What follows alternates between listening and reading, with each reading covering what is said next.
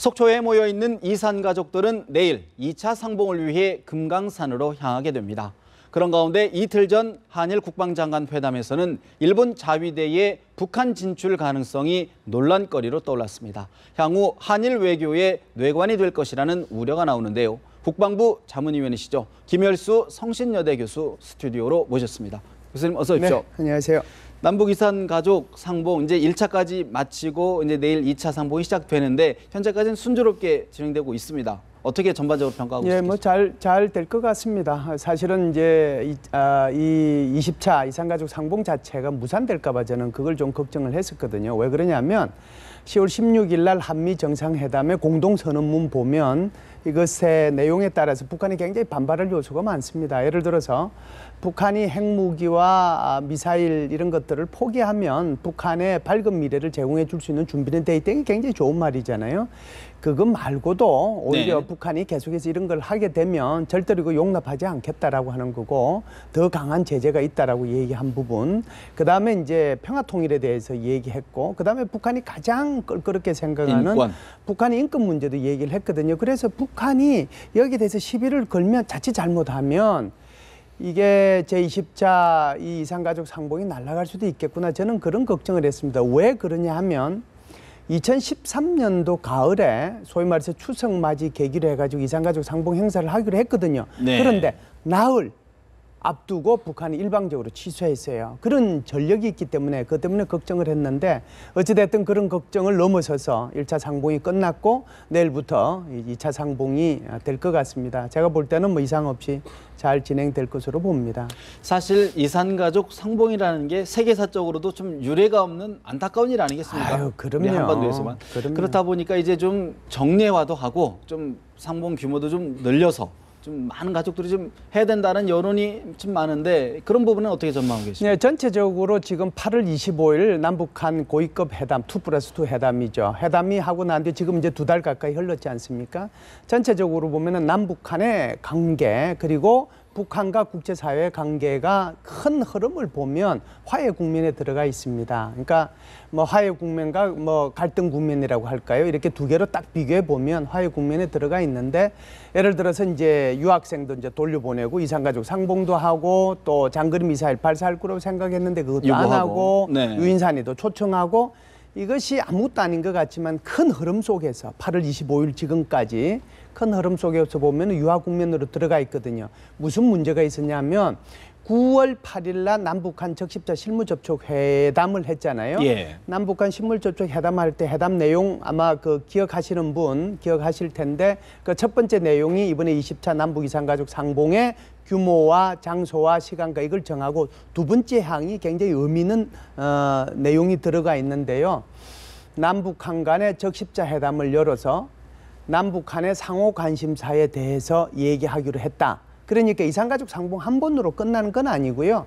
한국이 이제 관심을 갖고 있는 것은 지금 말씀하신 것처럼 남북한 이산가족 상봉의 정례화 문제라든지 화상 상봉이라든지 편지를 주고받는 문제라든지, 그렇지 않으면 지금 거의 한 15년 동안에 이산가족 상봉이 똑같은 틀 속에서 뱅뱅뱅 맴돌아 왔는데 이것에 대한 뭐 변경 문제라든지 어떻게 하면은 이산 가족들의 아픔을 좀 더 덜어줄 수 있는 그 부분에 초점이 가 있고, 북한이 상호 관심사라고 그러면 예를 들어서 건강상 관광의 재개라든지 또 이제 오이사 조치 해제 이런 문제가 있잖아요. 그래서 이 부분들이 제가 볼 때는 2차 상봉 끝나면 한국이 먼저 제의를 하든 북한이 제의를 하든 이산가족 상봉에 대한 적십자 회담이 제의가 돼서 이 부분이 어느 정도 이루어질 거고, 그와 연계해서 남북한 간의 소위 말해서 당국자 회담 이것도 같이 연결되지 않겠냐 이런 생각을 해요. 현재까지는 굉장히 화해 국면이죠. 진행된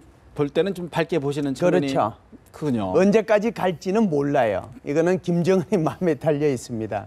그런가 하면 또 다시 또 이제 좀 한일 양국 관계 좀 얘기를 좀 해봐야 될 것 같은데, 최근에 한일 국방장관이 한국에서 5년 거의 4, 5년 만에 한번 만난 것 같은데, 일본 나카타니 겐 방위상이 한국의 영토는 한반도 휴전선 이남이 실효적 지배다, 굉장히 미묘한 또 파장을 일으킬 수 있는 발언을 했단 말이죠. 예, 파장을 일으킬 수 있는 충분한 발언이죠. 근데 그 발언의 내용 세부적으로 좀 살펴볼 필요가 있는데요. 이렇게 얘기했잖아요. 한반도의 일본 자위대, 소위 말해서 집단 자위권이 행사되는 것은 한국의 동의를 받아야 된다. 그랬을 때 일본 방위상이 이렇게 얘기했죠. 한국에 들어오고 하는 것은 집단 자위권 행사와 관련해서 들어오고 하는 것은 한국에 당연히 동의를 받는다. 이게 첫 번째예요. 그런데 북한의 이 집단 자위권 행사를 하는 것을 한국으로부터 동의받는 것은 한국과 미국과 일본이 협의해야 될 문제다. 여기까지 얘기한 거예요. 예. 그런데 이것을 내가 아주 부정적으로 생각하면 북한에 가는 것은 그러면은 한국으로부터 동의 안 받아도 되네 이런 말이잖아요. 그런데 여기에는 두 가지 서로 다른 생각이 있다는 것을 우리가 좀 이성적으로 생각해 볼 필요가 있는데요. 예. 첫 번째는 우리 한국 헌법을 보세요. 한국 헌법에 보면 한국은 한반도와 그 부속 도서로 돼 있다. 그러니까 네. 북한은 지금 김정은 레짐이 불법 점거하고 있는 반도 단체죠. 그렇잖아요. 이건 한국법이에요. 그러면 국제법을 한번 보세요. 한국 유엔에 가입해 있어요. 북한도 가입돼 있고. 북한도 유엔에 가입돼 있어요. 동시 가입이 됐죠. 두 개의 서로 다른 국가가 존재하는 겁니다. 그렇다라고 하면 우리가 일상생활 속에서 음력과 양력이 있음에도 불구하고 음력과 양력을 큰 어려움 없이 그냥 음력은 음력대로 양력은 양력대로 가는 거잖아요. 남북한 간에는 서로 합의한 게 있습니다. 남북한의 관계는 국가 관계도 아니고 하나의 국가도 아니고 그렇기 때문에 특수한 관계로 이미 규정이 돼 있어요. 예. 남한도 그걸 인정하고 있고 북한도 인정하고 있습니다. 그러나 국제사회에서 한국과 북한을 어떻게 바라보느냐 그리고 한국 자체의 헌법이 어떻게 돼 있냐 하는 것은 마치 우리가 음력과 양력을 같이 아무런 문제 없이 바라보고 쉬듯이 예. 지금 이 두 가지의 서로 상반된 관계가 이 한반도 속에 있는 거죠. 그렇기 때문에 이번에 그 일본 방위상이 얘기한 것은 예. 국제법적으로 접근을 했다 이렇게 보고요. 그럼에도 불구하고 조금 이 일본 방위상이 조금 더 정치적이었으면 좋았을 뻔했다는 생각은 들어요. 왜 그러냐? 한번 보세요. 한국도 유엔 회원국이고 북한도 유엔 회원국이에요. 두 개의 엄연한 국가입니다. 그렇죠? 그런데요.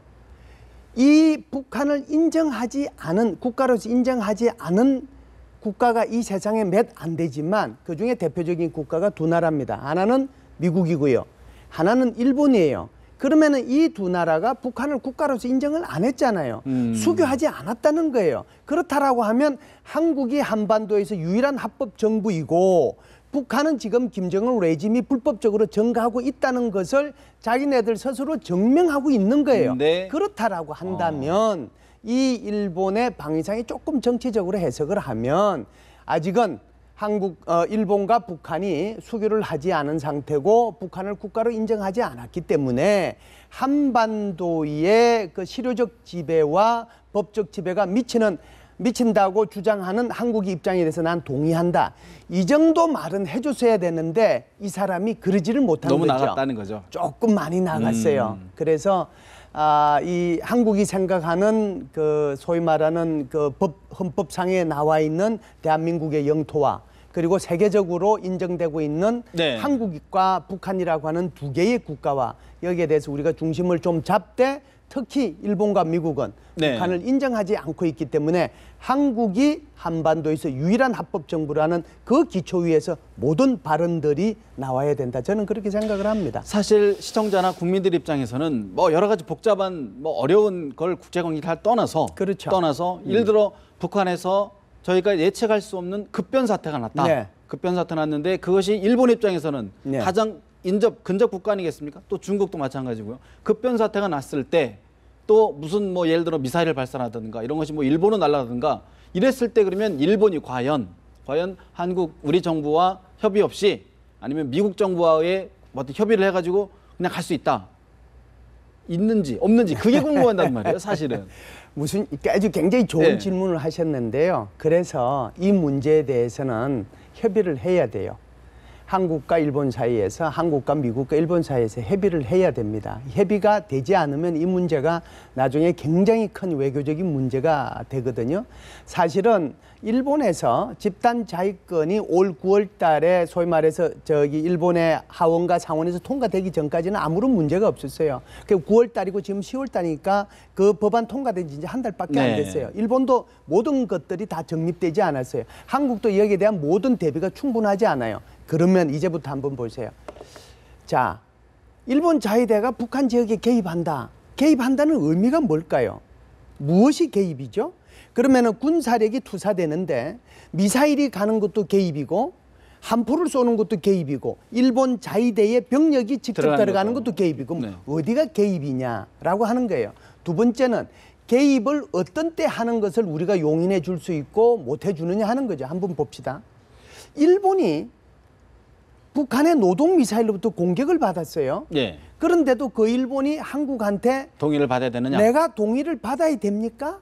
그 일본 이것이 사실상 우리가 감정적으로 따져야 될 건 아니고요. 정말 국제법적으로 또 일본 사람들 입장에서 보면 자기네들이 북한의 노동미사일로부터 공격을 받았는데 그 공격받았음에도 불구하고 한국으로부터 내가 여기에 대해서 개입해도 됩니까? 안 됩니까? 물어본다라고 하면 이것이 가능한 일이겠느냐라고 하는 거죠. 한국인 입장에서는 정서적으로 그럼에도 불구하고 좀 받아달라. 아니요. 이게 그래서 제가 얘기하는 거예요. 절대로 외교라고 하는 건요. 감정적으로 접근하는 순간 지는 겁니다.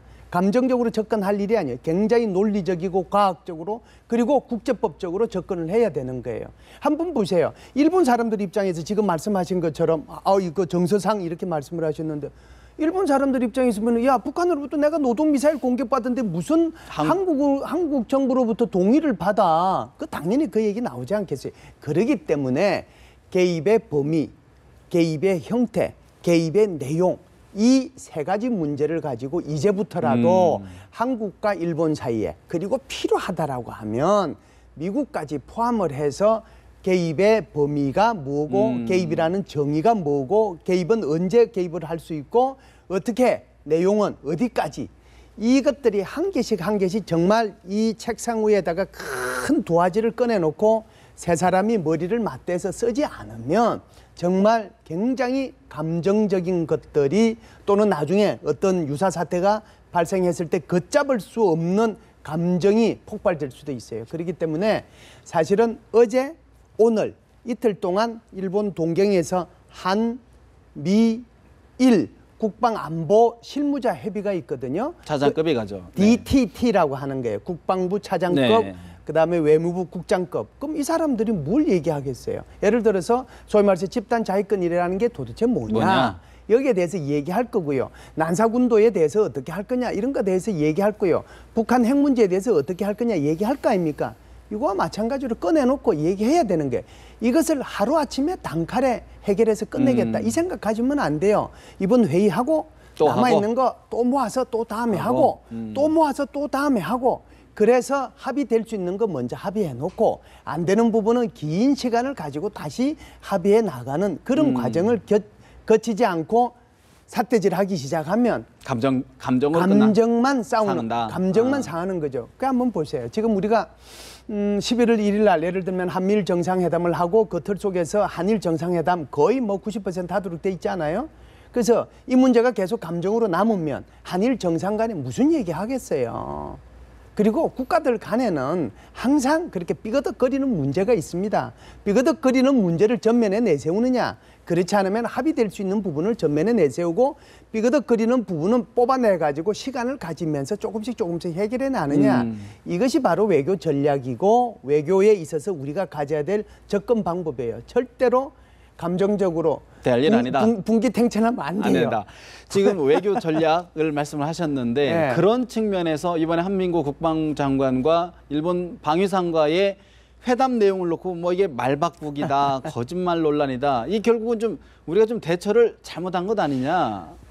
그거 생각하면 조금 답답해요. 사실 이제 대변인이 거기 들어가서 다 쓰고 뭐 하긴 하는데 그걸 이제 완벽하게 다 못할 수도 있죠. 못할 수도 실수할 수도 있는데 실수한 거 솔직하게 얘기하면 돼요. 그리고 예를 들어서 한미일 협의하기로 했다.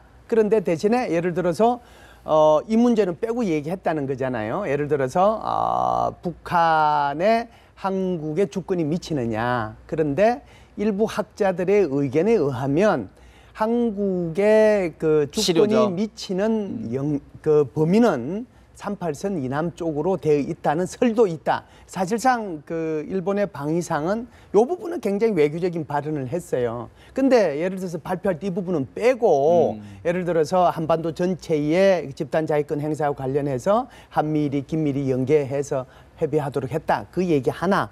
두 번째는 이걸 이제 그 좀 애매한 부분은 공개 안 하기로 했는데 왜 공개했느냐 이 부분 가지고 얘기됐는데요. 제가 볼 때는 조금 더 솔직하게 얘기하고 그리고 어려운 문제가 분명히 존재합니다. 그걸 인정하고 우리 한국의 헌법하고 국제법적인 거하고 다릅니다. 그래서 이게 여기에 이견이 있는데 일본하고 한국 사이에 이 이견은 하루아침에 해결될 수 있는 게 아닙니다. 일본의 집단 자위권이 이제 9월 달에 통과가 됐기 때문에 이제부터 본격적으로 한일 간에 하나하나 문제에 대해서 해결을 해 나갈 생각입니다. 이렇게 얘기하면 국민들이 볼 때 이런 문제가 있겠구나. 국제법이라는 게 있어서 이게 그냥 우리 한국의 헌법이 이렇게 그냥 감정적으로 들어갈 문제만 아니구나. 이해하고 그리고 또 이 부분에 대해서 한 개 한 개 해결하겠다라고 얘기했으니 오히려 국방부에 대한 신뢰를 보내지 않겠느냐는 생각인데 이번에 조금 그 부분은 미숙했다는 생각이 듭니다. 네. 지금 말씀을 정리해 보면 이게 끝이 아니고 이제 정말 한일과의 시작이다. 시작이죠. 그렇게 정리를 해야 될 것 같습니다. 오늘 말씀 여기까지 드리겠습니다. 말씀 고맙습니다.